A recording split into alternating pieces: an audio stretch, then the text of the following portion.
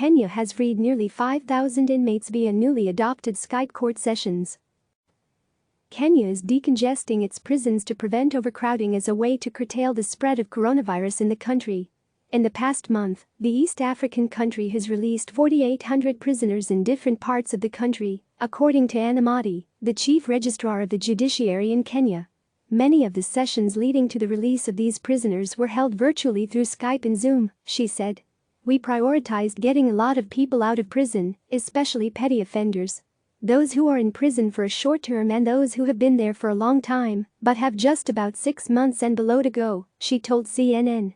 As of Friday last week, we managed to decongest the prison by about 4,800 inmates from different parts of the country. All our 39 high court stations have released people. Most of them, a good number, through Skype or Zoom, she added. Dusk to dawn curfews. Kenya currently has 81 cases of coronavirus. Kenya's president, Uhuru Kenyatta, March 27, also declared a dusk to dawn curfew, restricting movement in the country from 7 p.m. to 5 a.m. as a way to limit its spread. In Mombasa High Court, Kenyan judge Eric Ogolla delivered 23 judgments in his chambers through Skype on March 30.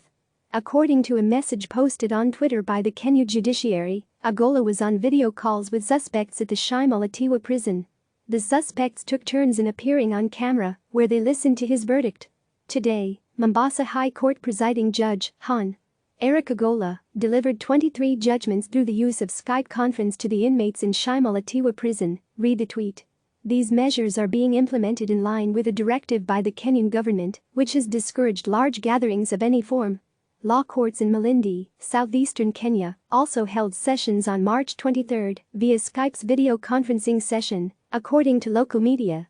In Taita Taveta, one of the country's counties, Voi High Court Judge Farah Amin processed 24 cases on Skype and issued orders for the release of 23 petty offenders from Wundanyi prison.